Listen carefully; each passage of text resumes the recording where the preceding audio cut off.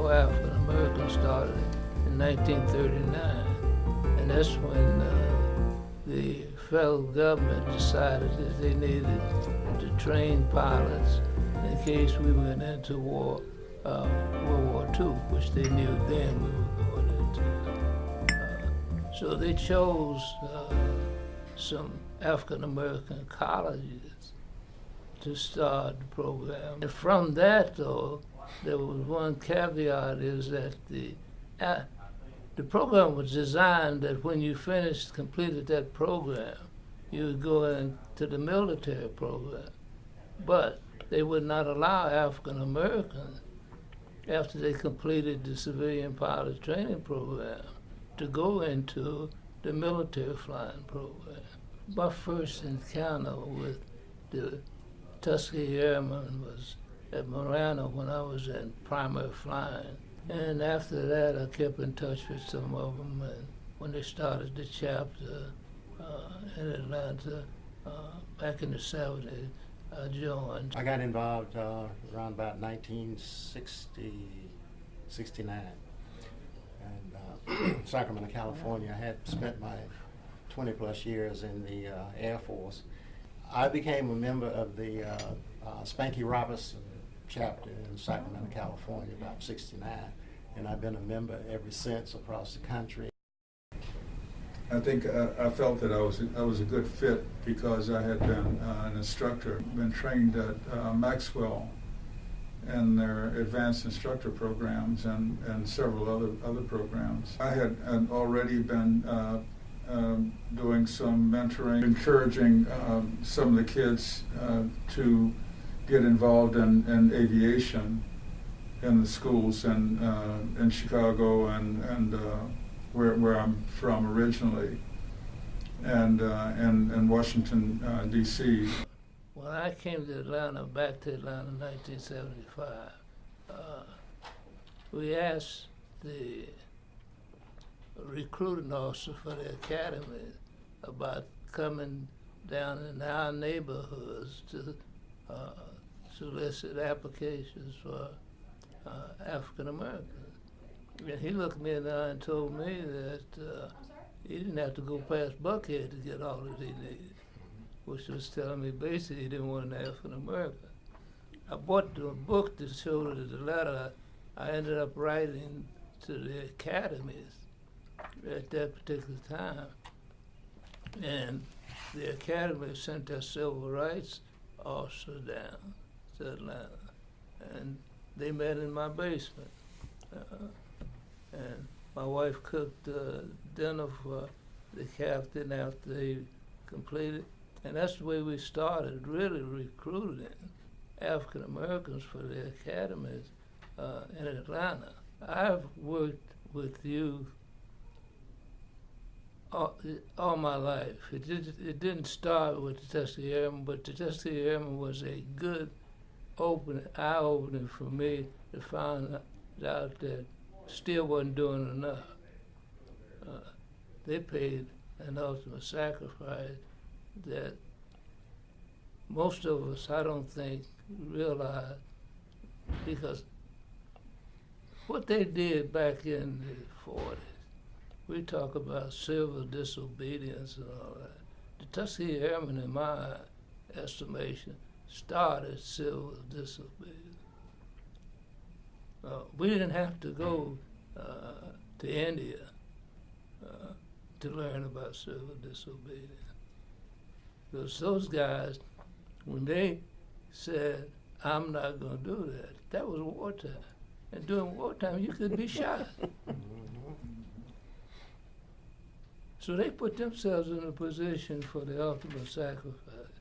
And that's, I guess, what inspires me most of all when I go out to do things, is I look at where they were and what they did, and the fact that if we don't carry it on, who will? We keep waiting on they, and we don't realize we are they. The first thing I tell them is, I'm not here trying to get you to make the military a career. I say, I made it one, enjoyed it, and had a great time, and think it's a good place to go. But what you need to concentrate on is putting something between the ears. Right. I said you got about 6 or 7 inches up there that I don't care how hard you try, you can't overfill it. It won't overflow. You might get a little tired, but the only thing you're going to do is you might fall asleep, but then you can wake up and keep going.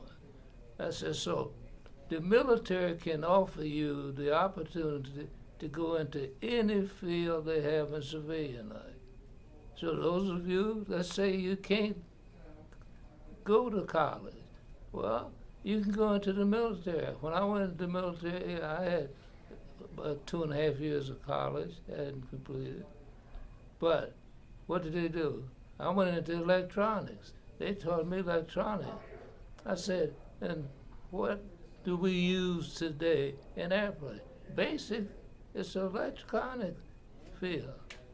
I said, so put something between the ears. You don't have to know where you want to go.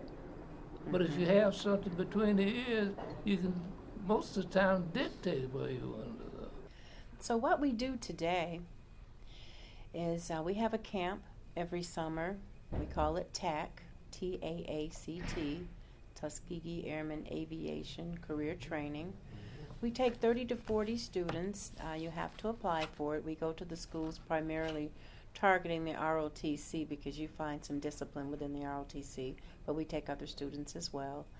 And we have toured Lockheed, the Air Force Base, Dobbins Air Force Base, and we go into schools. We visited the reopening of the Moton Airfield. We took students there, 25 students with us to Tuskegee last June, actually. So we're still in the schools. We're adopting a school this year as well. And we reach probably collectively amongst the members that go out to the schools nearly 2,000 students. And if we add the students that Colonel Lewis does, we're probably close to the 3,000 mark for the students that we reach. Targeting STEM schools, but we also target other schools as well. So we want to get children interested in aviation. In addition to aviation and aerospace,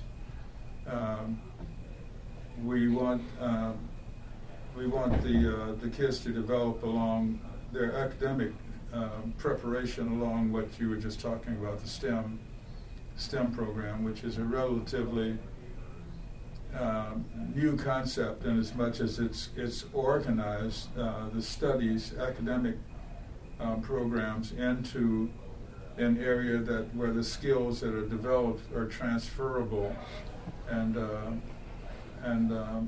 they're able to hopefully keep up with new developments. Today, I think as we have become more mature in our goals and our objectives for young people today, we're not just trying to focus on getting them into the cockpit, but also to pay some attention to character development and leadership development, and that involves learning something about the history of African Americans and aviation, and especially in military aviation, which allowed them to jump ahead into commercial aviation. So we're still sort of evolving into where we think that we can maximize our experience by providing opportunities for the next generations to pick up the torch and carry it ahead.